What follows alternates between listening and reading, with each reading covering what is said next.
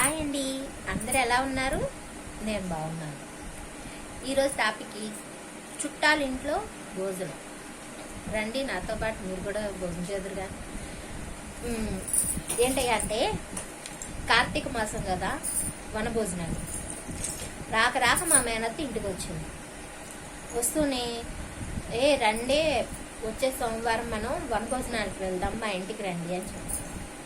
మరి కావాలని పిలిచిందో నిజంగానే వన భోజనాలకు పిలిచిందో తెలియదు, కానీ రాకొచ్చిన చుట్టం కదా అని అనేక మర్యాదలు చేశాను.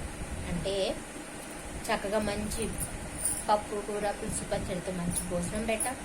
ఆడపిల్ల కదా అని బొట్టు పెట్టి చీర జాకెట్ ఇచ్చాం, పండు తాంబూలం ఇచ్చాం. ఓకే అత్త, మళ్ళా వస్తాము, సోమవారం వస్తాము అని చెప్పాం.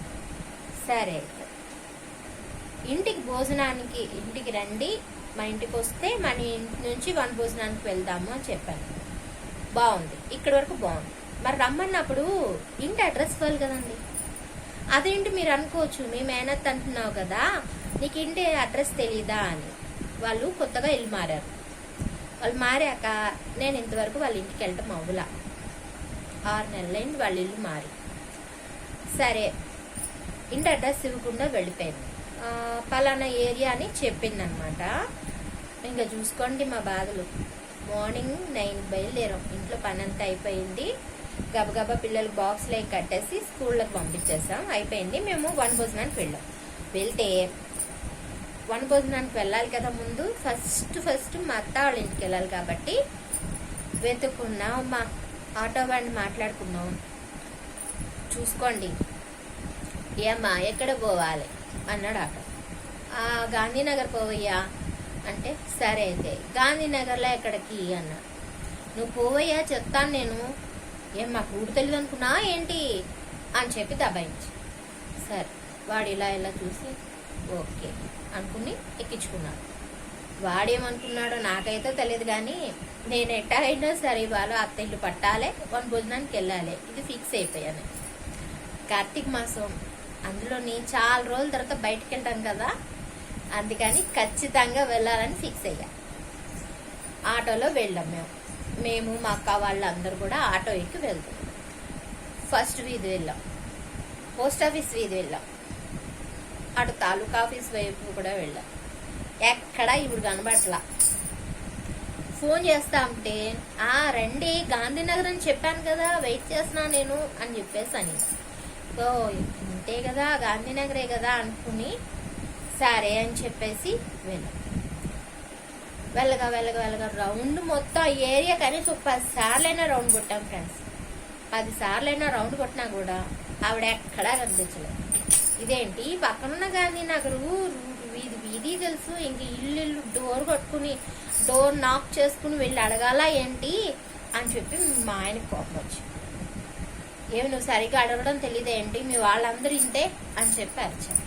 మరిస్తే అలా కాదండి, నేను అసలు కనుక్కోలేదు, ఏదో పరాగ్గా ఉన్నాను అంటే, ఇంకోసారి ఇలా వన భోజనాలను పిలిచారంటే నీతో నేను రాను అని చెప్పి అరిచారు.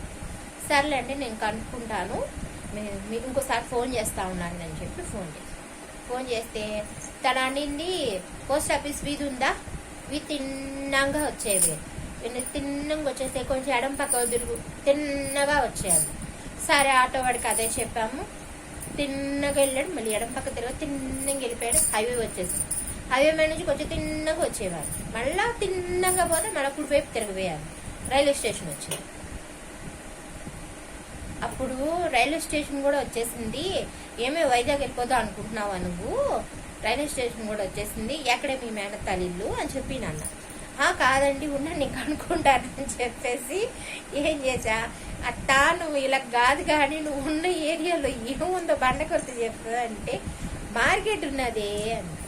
మార్కెట్ ఏం మార్కెట్ అమ్మా అంటే, కూరలు ఉంటాయి, హోల్సేల్ షాపులు ఉంటాయి, అన్ని రకాలు అమ్ముతారు అంటే, తల్లే నీకు దండమే, అది వంటవునమ్మా, గాంధీనగర్ అన్నావు ఏంటి, ఎక్కడ వంటవుని, ఎక్కడ గాంధీనగర్, అసలు అడ్రస్ చెప్పడం కూడా రాలేదా నీకు అని అంటే, అది అప్పుడు మా అత్తేమనింది తెలుసా, ఏమో మేము మధ్యనేగా 25 ఏళ్ళైంది విజయవాడ వచ్చి, ఈ ఏరియాకి ఎప్పుడు మారలా, 6 నెలల క్రితమేగా వచ్చాము, అందుకని నాకు చెప్పడం రాలేదు.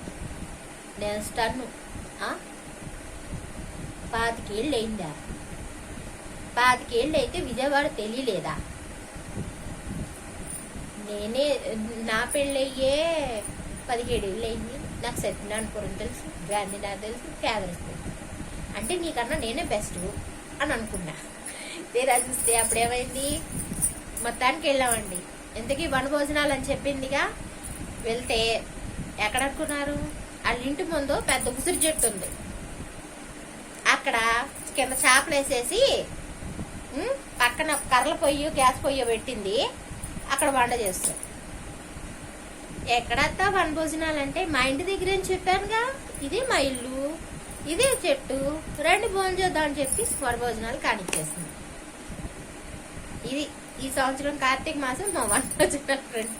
మీకు కూడా ఇలాంటి బంధువులు ఉంటే ఒక్కసారి గుర్తు తెచ్చుకోండి, వాళ్ళు ఏ లెవెల్లో భోజనాలు పెట్టారో. నా ఛానల్ షేర్ చేయండి, లైక్ చేయండి, సబ్స్క్రైబ్ చేసుకోండి. Thank you. మీకు అందరికీ కూడా కార్తీక మాస శుభాకాంక్షలు.